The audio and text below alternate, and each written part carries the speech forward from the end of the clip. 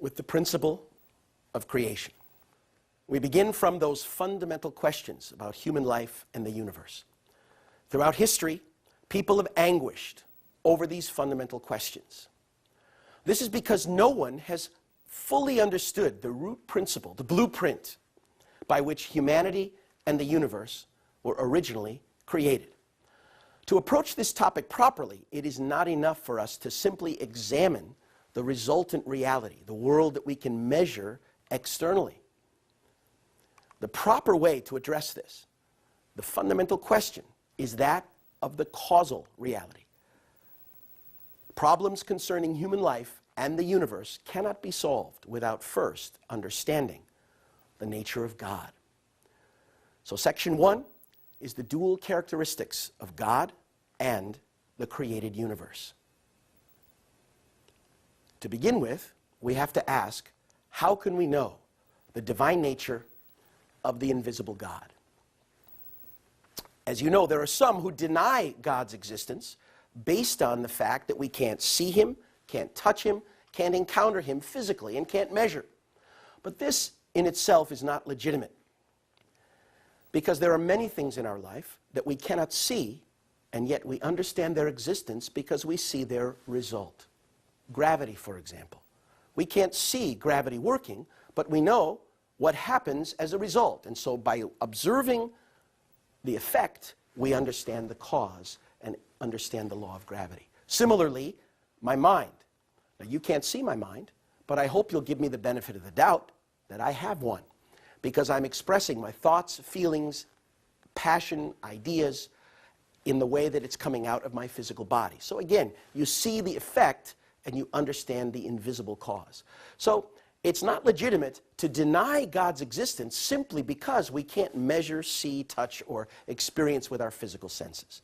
In fact, by definition, if we're seeking to understand the first cause of the created world, the world that exists in time and space, then would that cause the world that's defined by time and space, would that cause be within time or be the origin of time itself? Would that cause be within space, or would space be within God? Therefore, I think you know the answer. Therefore, we say that God is infinite, not finite, beyond space. It doesn't simply mean that God is everywhere. It actually means that God is not defined by a specific location within the limited realm of space. And we say God is eternal. That doesn't just mean that God is always here for all time, but beyond time, without being defined by a beginning point and an end point within the limited realm of time, which is a facet of the visible world. So how can we then know the divine nature of the invisible God? Well, one way to fathom God's deity is by observing the universe that he created. Just as we come to know the character of an artist through his works, let's look more closely. So we can understand the nature of God by observing the diverse things of the creation. For example, in the plays of Shakespeare, we find a diversity of topics, but common themes that run throughout these plays. The struggle between men and women, the battle between good and evil, the imagery of light versus dark. Now, these themes are consistently running through all of the plays and tell us something about the nature of the author. And if we find recurrent themes that are expressed in every single form of life, from simple to complex, will it not tell us something about the author of life? Likewise, look at the paintings by Van Gogh. You look at 10 paintings, you could recognize the characteristic style of the artist, even though the subject matter is different, because the style reflects the artist's passion, emotion, and inner nature.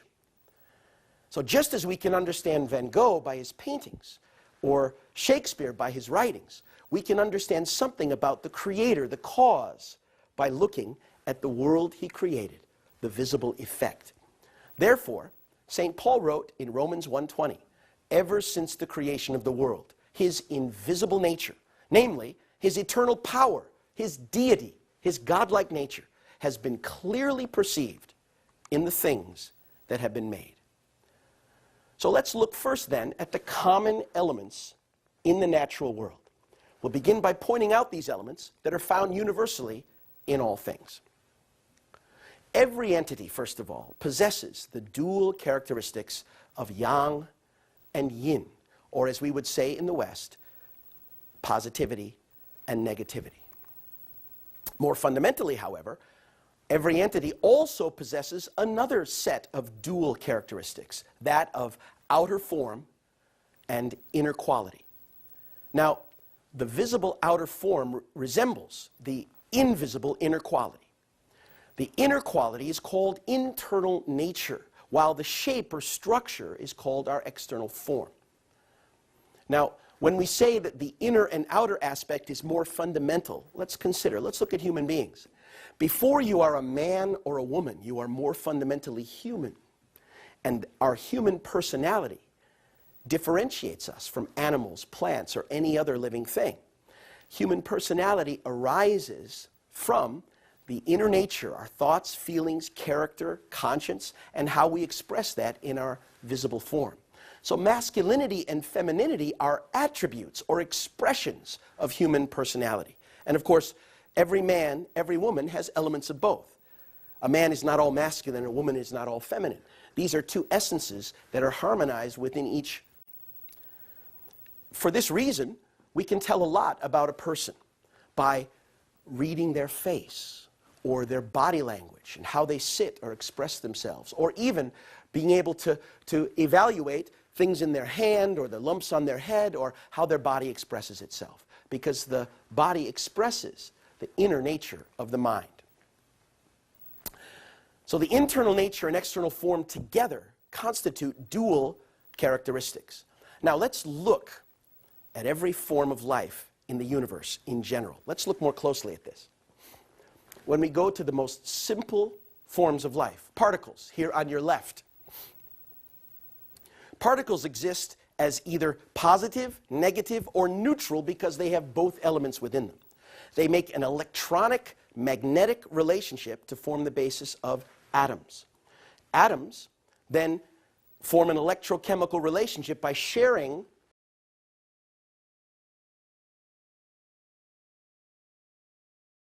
an electron with another atom to form the basis of molecules. Molecules form electrochemical relationships to form the basis of matter. Matter arises, and we see in the plant kingdom the dual characteristics of stamen and pistil, or sporophyte, gametophyte. Coming up to animal life, we find that all animals express masculinity, male and female. Even animals that reproduce asexually have both aspects within one body. Even cells, which reproduce by splitting, dividing through mitosis. That process is initiated by the give and take relationship of positive and negative elements within the nucleus. And then we come, of course, to human beings who have masculine and feminine as the foundation of our existence and reproduction and life. So we can see in every form of life, from simple to complex, this expression of the dual characteristics of masculinity and femininity, or positivity and negativity. Two equally valuable, yet complementary aspects that allow for the existence and life of each being.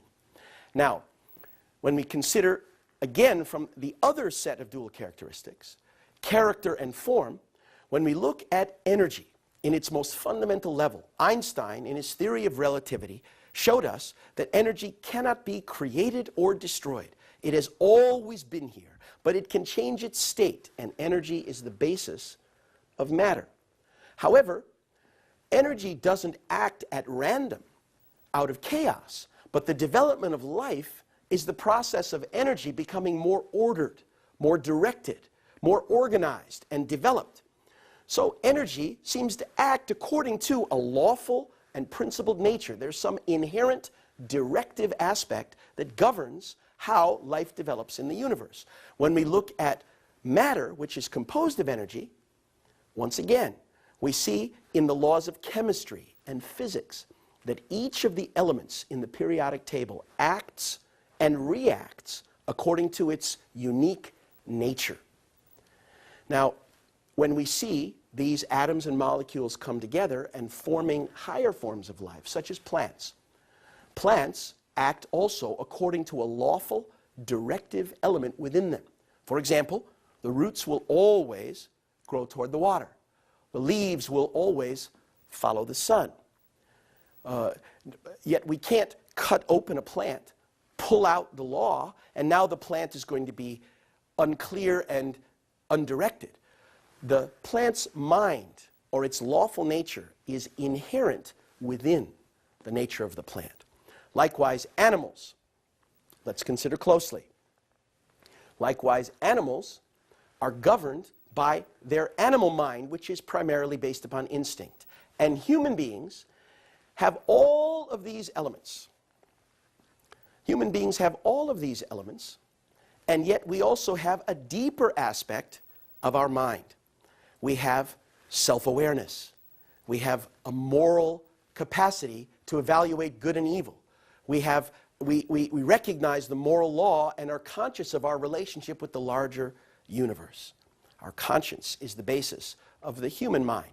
So once again, from simple to complex, we see that there is a consistent pattern that every single entity exists with these two sets of dual characteristics. Now let's consider the relationship between God's internal nature and external form and God's original masculinity and femininity. God's original internal nature and original external form each contain the expressions or attributes of original masculinity and original femininity. Similarly, when we look at human beings, we could understand that within our mind there are masculine and feminine natures, such as initiating and dominating and guiding versus nurturing and listening and reflecting, etc. Also, in our physical selves, there are masculine and feminine attributes. Within God, therefore, original yang and original yin, original masculinity and femininity are attributes of his original nature and his original external form. Now, within the first cause, God's original internal nature must contain the essences of all the law, principle, plant, inner natures of everything in the universe. And God's original external form must contain the essence of all the matter in the universe, which is itself energy. Likewise, within the Creator, there must be the essence of all the masculine natures in the universe, as well as all the feminine natures in the universe. Now, the masculinity and femininity within the Creator is not some strange or foreign concept, but actually, in the Bible, in Genesis 1:27, it is stated clearly, God created man in his own image. In the image of God, he created him, male and female. He created them. So, man is not just males, but man is male and female in the image of God. Well, let's stay here. So, to summarize, we can say that God is the subject and the harmonious union of these natures of inner and outer, inner nature and external form. Likewise, God is the harmonious union of masculinity and femininity, which are manifestations or attributes of the qualities of his character and form, respectively. Now, God stands as the subject partner toward the universe, having the qualities of internal nature and masculinity or subjectivity in relationship with the universe, which responds to God and has the more external aspect or is feminine in response to God. This is the only reason we can justify calling God He or calling God our Father. Because while containing both masculine and feminine natures, the position that God takes is the initiating, subject, and internal position, or the masculine position in relationship to the universe. Now, the relationship between God and the universe can be summarized, therefore, thusly. God is the invisible subject partner, and the universe as a whole is an object to God, an object partner. According to the principle of creation, God's dual characteristics manifest themselves in the universe either symbolically or in image as individual embodiments of truth, which constitute the universe. In other words, God expresses himself in his image and likeness, human beings, or symbolically in the rest of the natural world. Let me explain. Every existing being is created reflecting the nature of God with character and form manifested masculine and feminine. These two sets of dual characteristics. This is universal, all forms of life. It's for that reason that when we want to understand our own structure and function in biology class, we will cut open a frog or some other animal to analyze the systems that are more simple versions of what has developed into us, because life develops according to this consistent principle. Now, when we say human beings are in image and the rest of the natural world are symbolic in nature, please consider this. When a hyena laughs, he hasn't just heard a joke. You've heard of a laughing hyena, but he's not laughing at something that's funny, nor does he understand something being funny, or more specific, but only symbolizes that element that we can relate to. Another good example would be if you would see a graceful swan gliding through the water, extending its neck like a ballet dancer, next to an ugly duckling, wah, wah, wah, wah, wah, wah, going back and forth. Now, externally, one looks graceful and with repose and calm and beauty, while the other has a different external expression. But in fact, inside them, they are governed by the same instinctive desire 24 hours a day to find food. The swan is not actually being graceful, thinking gracefully, etc., but symbolizes that fact. In another sense, when we look at the winter sky, in winter when the trees are barren, when the sky has become gray, when the cold winds blow, there's a feeling of desolation and loneliness and reflection and depth that's evoked within ourselves as human beings. But the trees aren't lonely. The sky isn't sad. The natural world is only symbolically reflecting these qualities. But you and I as human beings, we feel them. We understand them. We can connect to them. That's why our relationship with the divine nature of our Creator is one where we can pray. We can reflect on these things. We can respond and relate to the nature of God. Let's say one final word about God's nature. What can we say about his inner nature? Well, the Bible tells us that God is a righteous God, a loving God, a long-suffering God, a patient God, etc., etc. But by looking at the textbook of the universe, we can also understand the nature of the Creator by the world that he has made. What is it that allowed chaos to become cosmos? The foundation for this cosmos is that everything has order. There's order. Why is there order? Because everything follows law. And behind these laws are purpose, value, and productivity. So there's principle behind these laws. Order, law, and principle is the foundation for the cosmos. As life arises, we see higher qualities of beauty, truth, and goodness. When we come to the animal world, we see love. But not just the instinctual love that we find in animals. When we come to the human form of life, we find the spiritual capacity to be bonded even after our loved ones have long passed away. The spiritual capacity of heart and love. And when we consider the laws of the universe, they aren't voted on periodically. They are eternal, unchanging, and absolute. Likewise, the true definition of beauty, truth, or goodness is that which is eternally true and universally true. And also the love we seek has the quality of being lasting and eternal. So when we look at the universe, we can recognize the expression of the nature of its Creator, a God of order, law, and principle, beauty, truth, and goodness, love and heart, and a God who is eternal, unchanging, unique, and absolute. Now, let's consider Section 2, universal prime energy, give and take action, and the 4-position foundation. More about the structure, the laws, and the functionality of the universe. First, universal prime energy.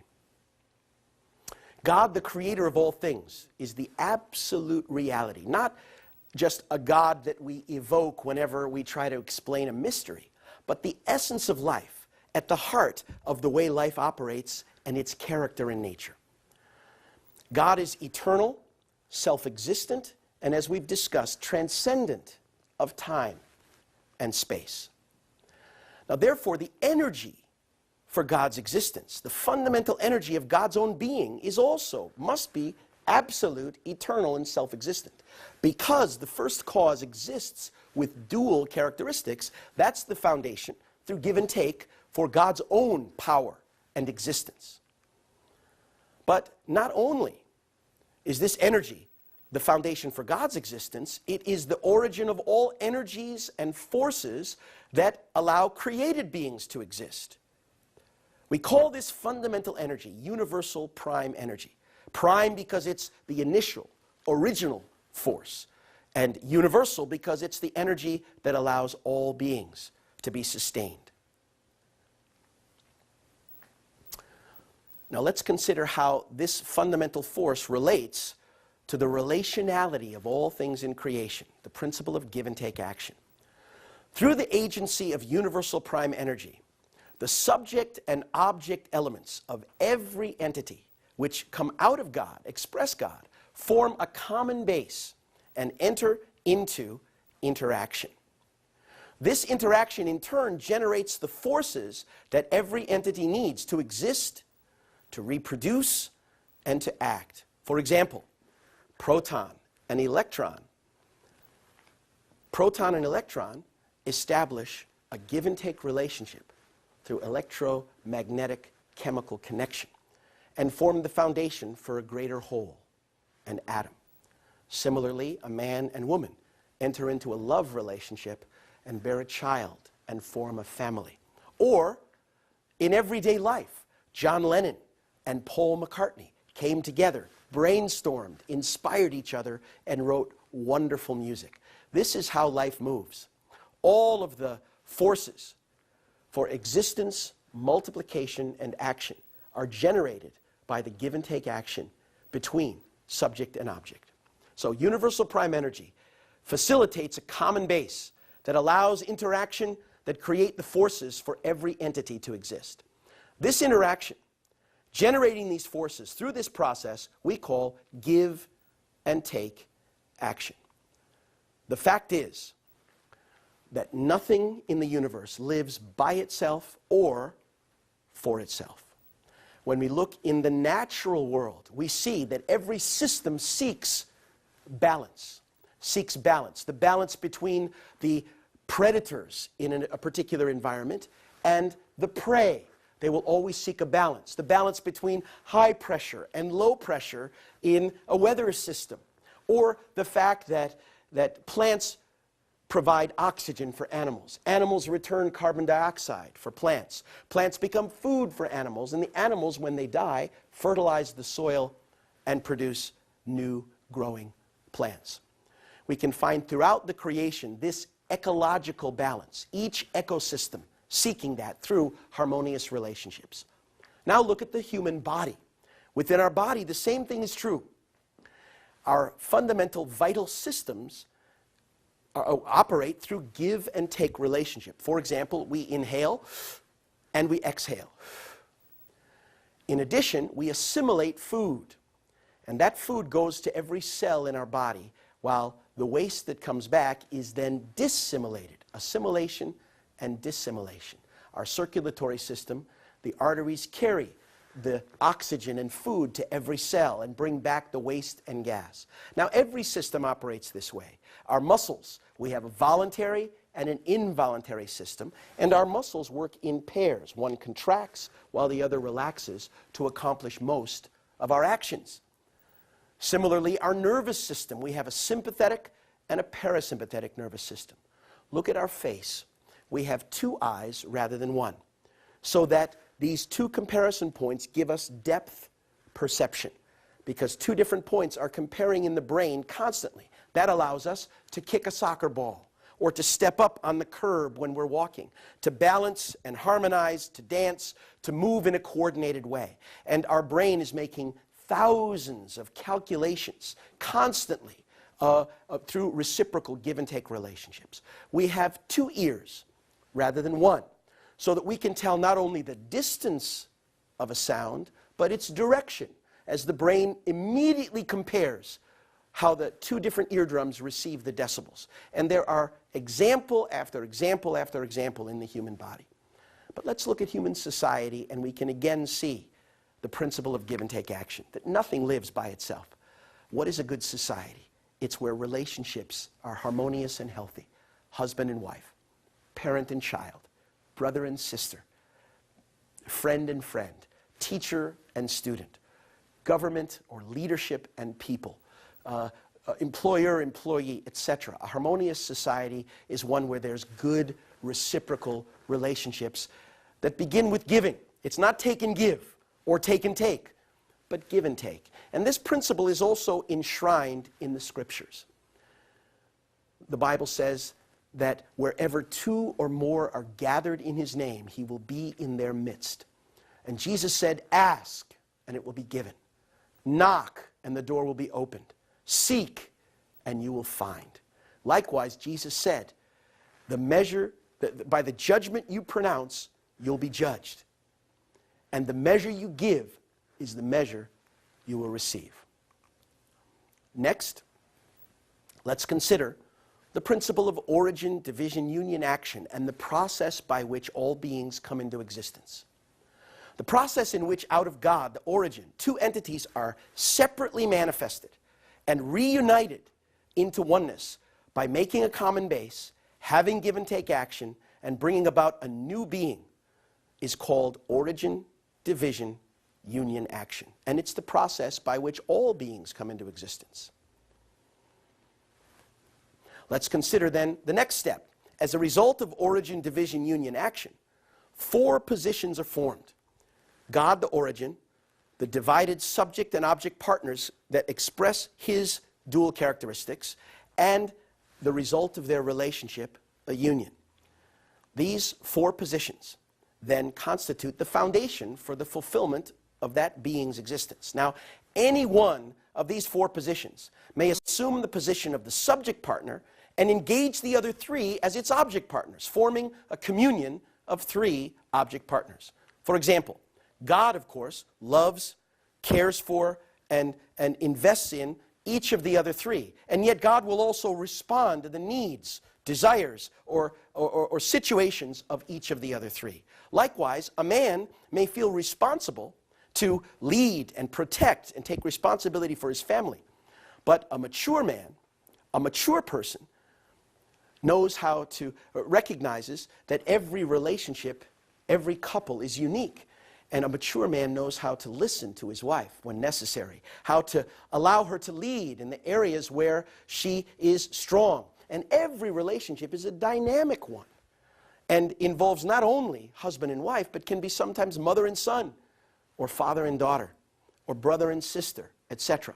And finally, a child, of course, is an object toward its father, mother, and ultimately the Creator. But also, when that child is in need or has a desire or expresses itself, parents will respond, as will God through them. So here we see these purposes of three objects for each of these beings. So let me summarize. When each of the four then acts as the subject partner and enters into give and take with the other three revolving around it, they fulfill the three object's purpose. When the origin, therefore, and the subject and object partner projected and their union fulfill these three object purposes, a foundation of four positions is established: God, subject, object, and union. This foundation of four positions is what every form of life in the universe strives to achieve and is defined by. So the foundation, the four-position foundation, is first of all the root of the principle of three stages. Because this comes about through origin, division, and union, we will see that there are three stages in the development of life, which we'll talk about later. And the number three is expressed in the nature of our reality in the universe in many ways. We'll talk about that. Secondly, the four-position foundation is the root of the number 12, because as each of the four takes on 3 object partners, then 12 object partners are created.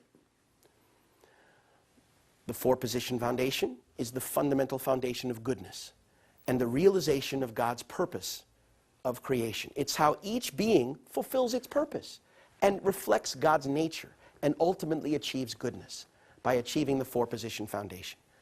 It's the fundamental foundation for the life of all beings, providing all the forces necessary for their existence.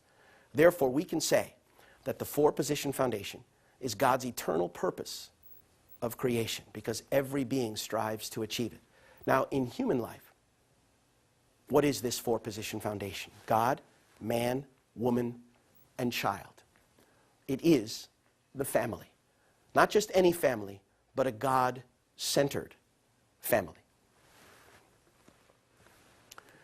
And so Jesus said in the 19th chapter of Matthew, haven't you read that from the beginning he who made them male and female, and said for this reason the two are to become one flesh. So they are no longer two, but one flesh. And what God has joined together, let not man put asunder. From the beginning, we're created male and female to realize this relationship and bring about new life. How can two bodies become one flesh? Only by producing a child, a union that reflects both of the parents. This four-position foundation, which in human life is the family, is God's eternal purpose of creation.